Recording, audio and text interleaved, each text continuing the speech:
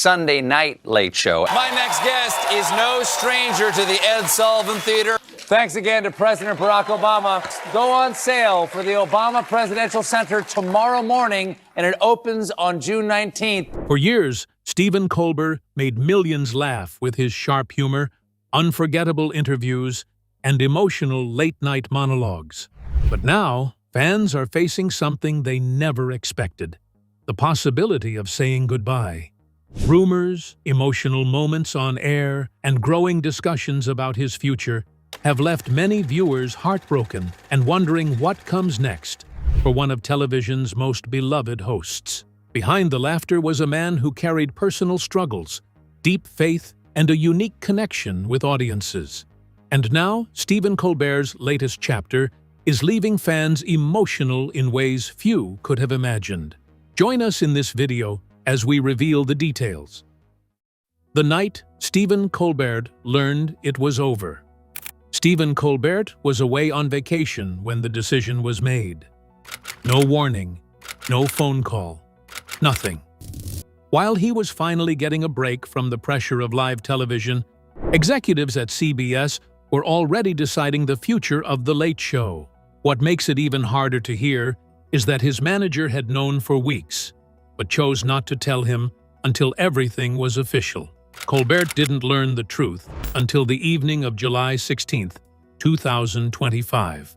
Less than a day later, he walked into the Ed Sullivan Theater and faced the audience himself. CBS had planned to announce the news on their own terms, but Colbert beat them to it. He wanted the people who supported him for years to hear it directly from him first. What followed wasn't angry or dramatic. That's what made it emotional. He stood there calmly and thanked the nearly 200 staff members who helped make the show happen every night. Writers, producers, camera crews, stage workers, everyone behind the scenes. Then he thanked CBS for giving him a television home for the last decade. But one line hit the audience especially hard.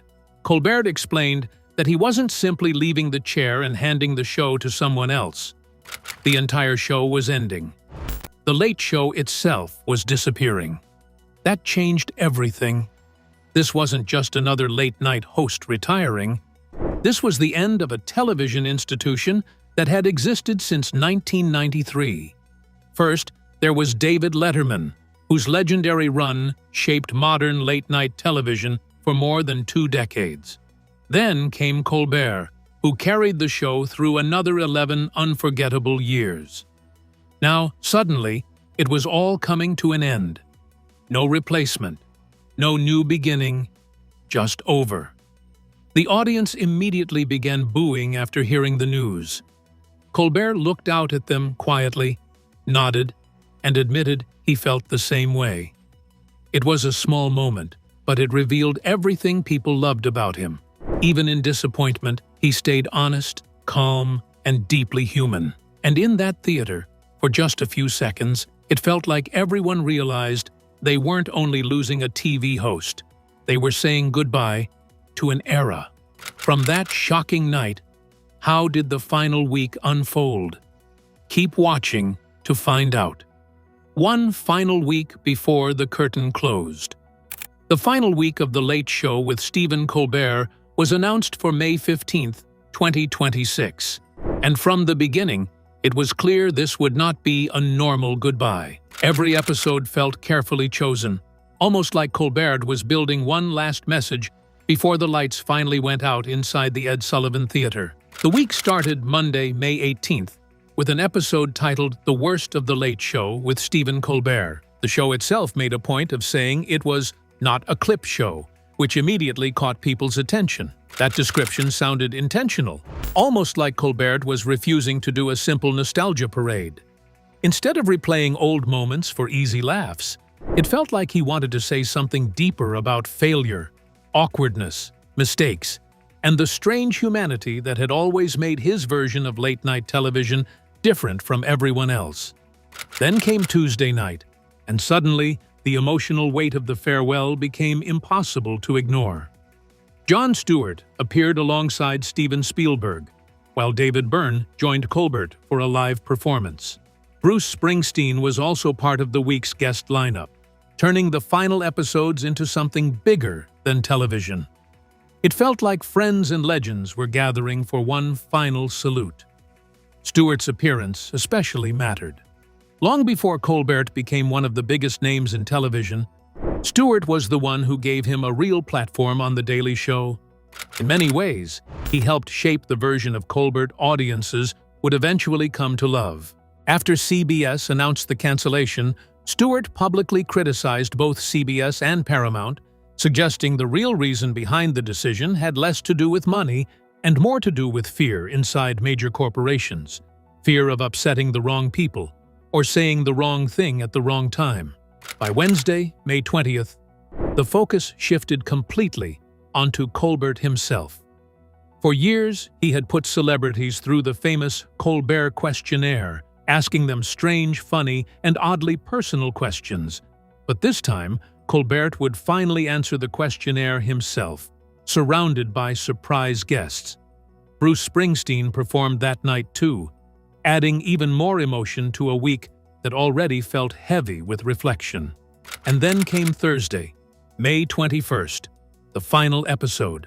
CBS kept most of the details secret ahead of time, but the guest list alone sounded unreal. Jimmy Kimmel, Jimmy Fallon, Seth Meyers, John Oliver, David Letterman, Tom Hanks, Julia Louis-Dreyfus, Pedro Pascal, and The Strokes were all confirmed to appear.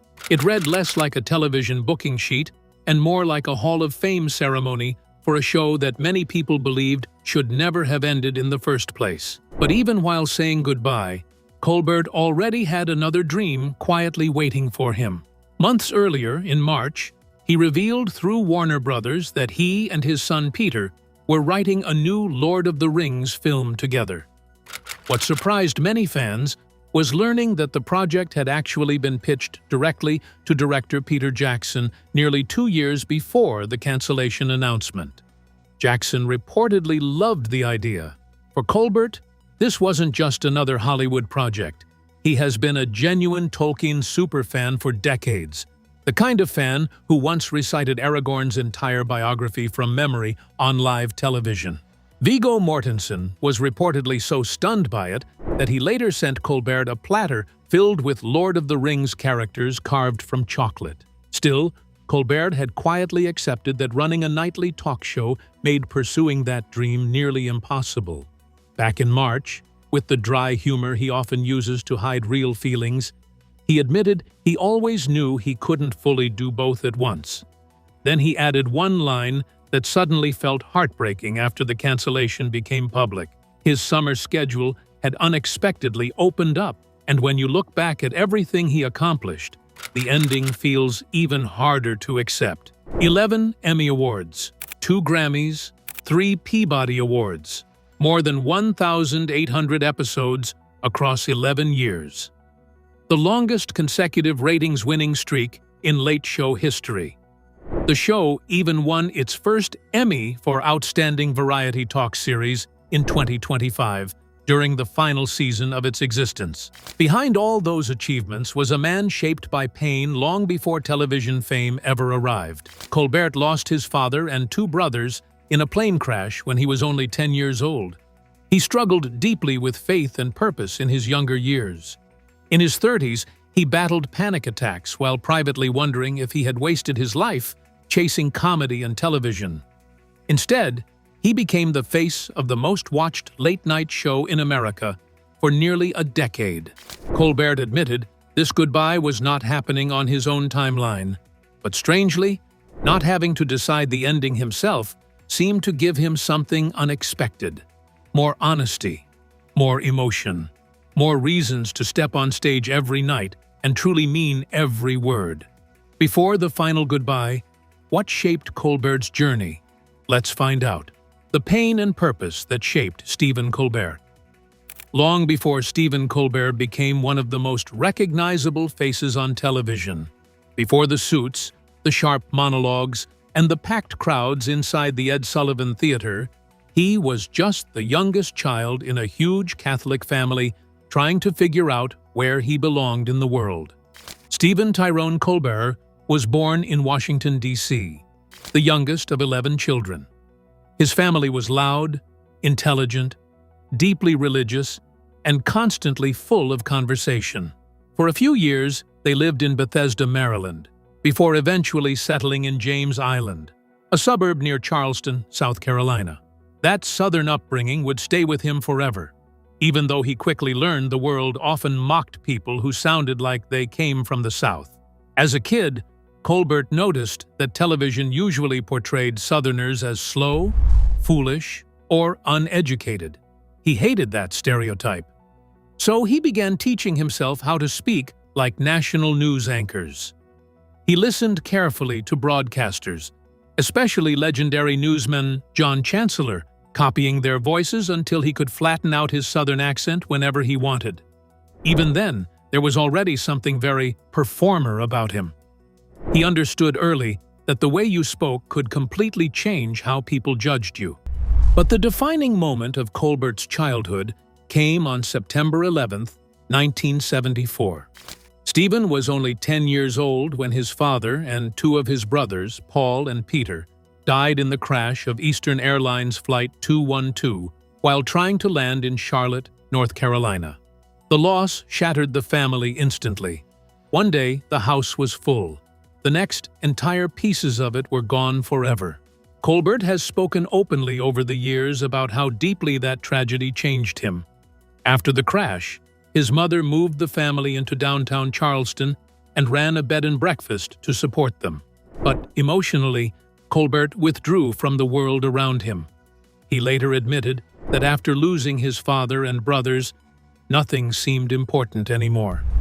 While other kids worried about ordinary childhood things, he felt detached from all of it, almost numb. That grief quietly shaped the person audiences would later see on television. During those lonely years, Colbert escaped into books, especially science fiction and fantasy novels. More than anything else, he became obsessed with the world of J.R.R. Tolkien. The Lord of the Rings gave him something he desperately needed at the time: a story about pain, endurance, friendship, sacrifice, and hope, surviving even in darkness.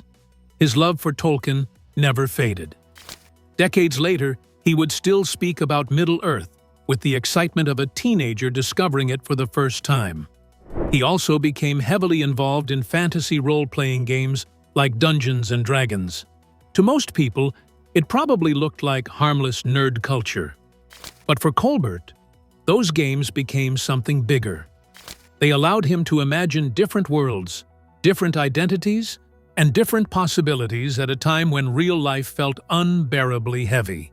Looking back, he later described role-playing games as one of his earliest experiences with acting and improvisation. At school, Colbert was creative, but not especially driven academically in the beginning. He attended Porter Goad School in Charleston, acted in school plays, contributed to the school newspaper, and even briefly sang in a Rolling Stones cover band called A Shot in the Dark. Still, he hadn't fully found direction yet. For a while, he believed he would become a marine biologist. But after surgery to repair a badly damaged eardrum left him permanently deaf in his right ear, that dream disappeared almost overnight. Scuba diving became impossible, and with it went the future he had imagined for himself. For many people, that might have felt like another devastating setback. But strangely, losing one path slowly pushed him toward another. Colbert eventually attended Hampton-Sydney College in Virginia, where he studied philosophy and became more serious about performing. Philosophy fascinated him, especially the ideas of Stoicism and the writings of Marcus Aurelius. He later joked that he was a Stoic before it was cool. But underneath the joke was someone genuinely trying to understand suffering, purpose, and self-control after spending so much of his life surrounded by grief. 2 years later, he transferred to Northwestern University to study theater performance. At the time, he still imagined himself becoming a dramatic actor, not a comedian. In fact, he wasn't even particularly interested in comedy yet. He performed in experimental theater productions and threw himself into improvisation simply because he loved being on stage. even if barely anyone showed up to watch. That love eventually led him into Chicago's improv scene, where everything changed. While performing with improv groups and studying under legendary improv teacher Del Close, Colbert developed the sharp timing and quick thinking that would later define his television career. Ironically, he originally looked down on Second City, believing it was less pure than the style of improv he preferred. But after graduating and needing steady work, he accepted a simple job answering phones and selling souvenirs at Second City's box office. That decision quietly changed his entire life. Because employees could take classes for free, Colbert joined improv workshops and quickly discovered how much he loved comedy. Soon, he was performing with Second City's touring company, where he met Amy Sedaris and Paul Dinello, two people who would become lifelong creative partners.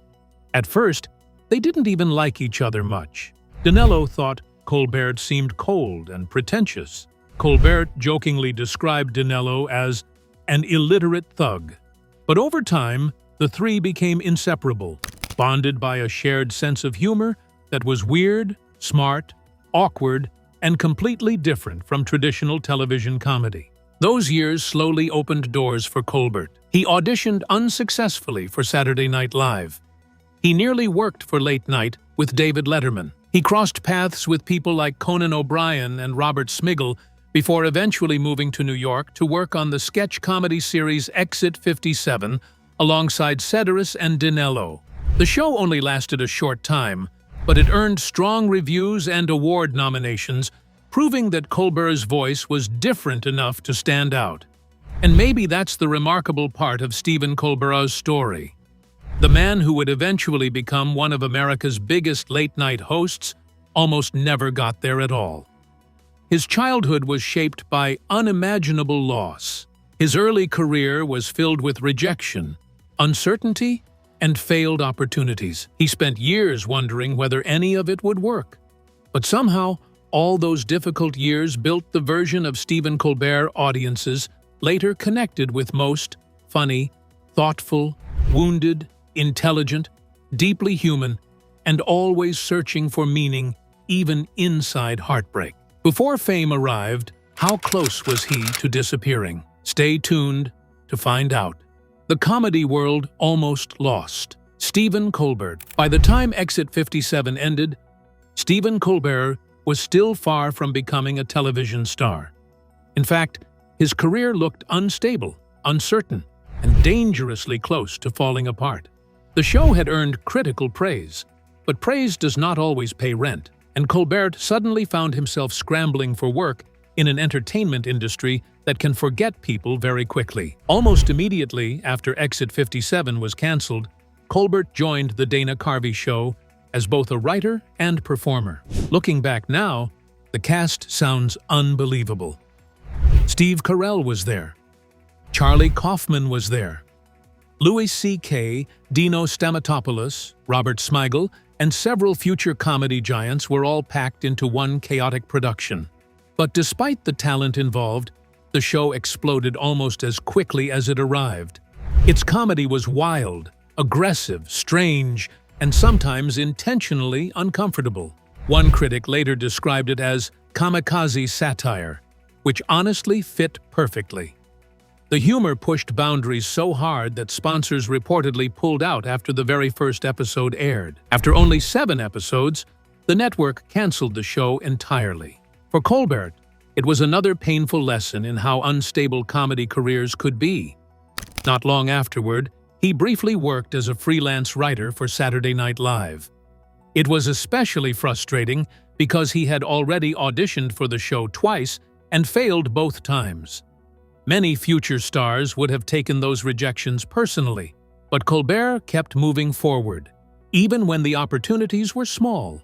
At the same time, he and Steve Carell continued voicing the animated superheroes Ace and Gary in The Ambiguously Gay Duo, a sketch that had originally started during The Dana Carvey Show, before later appearing on Saturday Night Live. Colbert voiced Ace, while Carell played Gary, creating one of the strangest recurring comedy bits of the late 1990s. Still, Voice work and temporary writing jobs were not enough to build a stable career. Colbert took whatever work he could find. He consulted on scripts for MTV and VH1. He tried applying for a writing job at Late Show with David Letterman alongside Paul Dinello. He even filmed comedy-style correspondent pieces for Good Morning America. Ironically, only one of those segments ever aired, but the experience unexpectedly changed his future forever. Because of that work, Colbert's agent connected him with The Daily Show producer Madeline Smithberg, who decided to give him a trial run in 1997.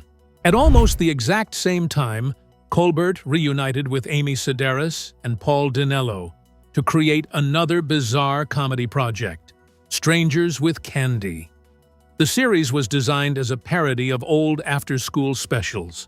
Amy Sedaris played Jerry Blank, a 46-year-old former runaway who returns to high school after decades of living a completely reckless life. The humor was intentionally offensive, awkward, politically incorrect, and deeply uncomfortable in ways that modern television rarely attempts anymore. Colbert helped write the series and also played Chuck Noblet, a history teacher who constantly delivered completely inaccurate information while acting as if he were the smartest man in the room. The character became one of Colbert's first great comedy inventions, the confident idiot. That character type would later define much of his career. Noblet was arrogant, uninformed, self-important, and blind to his own absurdity. Colbert later admitted the role was very similar to the conservative pundit persona he would eventually build on The Daily Show and later perfect on The Colbert Report. He once described the type perfectly: a poorly informed, high-status idiot. One of the show's longest-running jokes involved Noblet secretly having a relationship with another teacher, despite the fact that everyone around them obviously knew already. The humor came from the characters believing they were fooling people while completely exposing themselves. That same comedic blindness later became a major part of Colbert's political satire style. Even though Strangers with Candy lasted only 30 episodes, it slowly became a cult classic with an intensely loyal audience. Years later, the cast reunited for a movie version that premiered at the Sundance Film Festival. Colbert co-wrote the screenplay himself, continuing the creative partnership he had built with Sedaris and Dinello years earlier in Chicago. But while Strangers with Candy was earning cult status, something much bigger was quietly happening in Colbert's career: The Daily Show. When Colbert first joined in 1997, the program was still trying to find its identity. Craig Kilborn was hosting at the time, and Colbert was simply one of several correspondents filming field pieces. For his first couple of years, the show even jokingly referred to him on air as the new guy. Then, Jon Stewart arrived in 1999. That changed everything. Under Stewart, The Daily Show slowly transformed from a goofy comedy program into one of the sharpest political satire shows on television. Colbert's role expanded alongside the show itself. He began writing and editing many of his own pieces, sharpening the style that would eventually make him famous.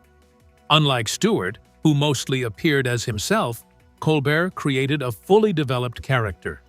He modeled the persona after overly confident television pundits who spoke with total certainty even when they clearly had no idea what they were talking about. The performance was brilliant because Colbert never played the character as openly evil. Instead, he portrayed someone who genuinely believed he was intelligent and informed while constantly embarrassing himself with terrible logic, bad facts, and complete overconfidence. The audience loved it. Soon, other correspondents on the show were openly admitting they copied his style. Rob Corddry later joked that he and Ed Helms spent their first years on the program basically doing Stephen Colbert impressions. Asif Mandvi admitted the same thing. Colbert became one of the defining faces of The Daily Show during some of the most politically tense years in modern American history. He appeared in legendary recurring segments like Even Steven with Steve Carell, where the two hosts argued so aggressively that the debates completely collapsed into childish rage. He also hosted This Week in God, a religious news parody segment that became one of the show's fan favorites. By the early 2000s, Colbert was no longer just another struggling comedian trying to survive in New York. He had become essential, and looking back now, it's remarkable how close all of it came to never happening at all. Multiple canceled shows, failed auditions, rejections from major networks, tiny freelance jobs just to pay bills, years of uncertainty. But somehow, every setback sharpened him instead of breaking him. And eventually, the same man networks once passed over became the face of late-night television itself. From near failure, how did one character change everything? Let's find out. The character that changed Stephen Colbert forever. By 2005, Stephen Colbert had already become one of the standout stars on The Daily Show. His sharp timing, fearless political satire, perfectly crafted, confident idiot persona had turned him into a fan favorite. But nobody could have predicted just how massive things were about to become when Comedy Central handed him his own show. That show was The Colbert Report. Premiering on October 17, 2005, the series quickly became one of the most unique and influential programs in television history. On the surface, it looked like a traditional political talk show. There was a dramatic opening, patriotic graphics, loud theme music, and a sharply dressed host sitting behind a desk delivering opinions with absolute confidence. But the entire thing was satire. Colbert played a fictional version of himself, a television personality who believed he was always the smartest person in the room, no matter how uninformed he actually was. Colbert once famously described the character as a well-intentioned, poorly informed, high-status idiot, and that description became the heart of the show. The character was largely inspired by loud, personality-dripped cable news hosts, especially the O'Reilly Factor on Fox News. But what made Colbert's performance brilliant was how completely committed he stayed to the role. Night after night, he never broke character. He argued with guests, delivered ridiculous commentary with total seriousness, and defended obviously flawed logic with complete confidence. The joke was never simply that the character was wrong. The joke was how easily confidence and performance could convince audiences that someone was intelligent, even when they clearly were not, and viewers loved it immediately. The Colbert Report was created by Colbert alongside Jon Stewart and writer Ben Carlin as a spin-off of The Daily Show. But very quickly, it became much more than a side project. The show developed its own identity, its own audience, and eventually its own place in American political culture. Every episode followed a familiar structure. Colbert would open with a dramatic monologue about current events, usually pretending to be outraged over something absurd. Then came guest interviews, where the Colbert character tried to overpower guests with fake certainty, strange logic, or exaggerated patriotism. The set itself reflected the joke perfectly. Everything about it was designed to feel aggressively American. Giant eagles, glowing red and blue lights, oversized graphics, and dramatic framing made the entire studio look like a patriotic fever dream. It was intentionally over the top because the character himself was over the top. The success was immediate. Critics praised the writing, audiences kept growing, and award after award followed. The series won multiple Emmy Awards and Peabody Awards while becoming one of Comedy Central's defining programs. But the real impact of The Colbert Report went far beyond television ratings. At times, it genuinely blurred the line between comedy and reality. In one of the show's most famous stunts, he created an actual super PAC, turning campaign finance laws into a running comedy storyline while simultaneously teaching audiences how those political funding systems really worked. Shockingly, the super PAC raised more than $1 million, proving that the line between political satire and political reality had become thinner than anyone realized. The show also expanded beyond television. Colbert released best-selling books, comedy specials, music projects, and countless viral moments that spread far outside the normal late-night audience. By the end of its run in 2014, The Colbert Report had aired 1,447 episodes. But more importantly, it had completely transformed Stephen Colbert's career. Before the show, he was known as an incredibly talented comedian and correspondent. After it, he became something much bigger, one of the most influential satirical voices in America. But how did Stephen Colbert take over late night? Stay tuned to find out. Taking over late-night television. On April 10, 2014, CBS officially announced that Stephen Colbert would succeed David Letterman as the new host of The Late Show. It was one of the biggest moments in television at the time. Replacing Letterman was never going to be easy. For more than 2 decades, Letterman had defined late-night television for millions of viewers, and many people wondered whether anyone could truly fill that chair. Colbert officially debuted as host on September 8, 2015, with George Clooney appearing as his first guest. But almost immediately, audiences noticed that Colbert's version of The Late Show felt different from Letterman's. While Letterman leaned more toward irony and absurd humor, Colbert brought a much sharper political voice to the show, especially as American politics became more chaotic during the late 2010s. Over time, Colbert turned The Late Show into the highest-rated late-night program on television. His mix of political commentary, emotional honesty, and quick comedy connected deeply with audiences during uncertain times. Outside the show itself, Colbert continued expanding his influence across television. In 2017, he hosted the 69th Primetime Emmy Awards on CBS. Later, his production company, Spartina Productions, signed a major deal with CBS Studios and helped create projects like Tuning Out the News, Fairview, and The God's Honest Truth. During the 2023 Writers Guild strike, Colbert also joined Jimmy Fallon, Seth Meyers, Jimmy Kimmel, and John Oliver to launch the comedy podcast Strike Force 5, helping raise money to support staff members who were suddenly out of work during the shutdown. Even behind the scenes, Colbert stayed heavily involved in comedy television. From 2024 to 2025, he and his wife Evie helped produce CBS's late-night comedy game show After Midnight. Although the series ended after 2 seasons following Taylor Tomlinson's departure, it showed that Colbert's influence in late-night television stretched far beyond just sitting behind a desk every night. What are your thoughts about Stephen Colbert's goodbye from The Late Show? Let us know in the comments section below. In the end, this wasn't just about Stephen Colbert saying goodbye to The Late Show. It was the end of an era that millions of viewers grew up with and connected to night after night. Through heartbreak, humor, and honesty, Colbert became far more than a late-night host. He became a voice people trusted. And that's why this goodbye feels so emotional. If you enjoyed this video, don't forget to like, subscribe, and stay tuned for more untold stories.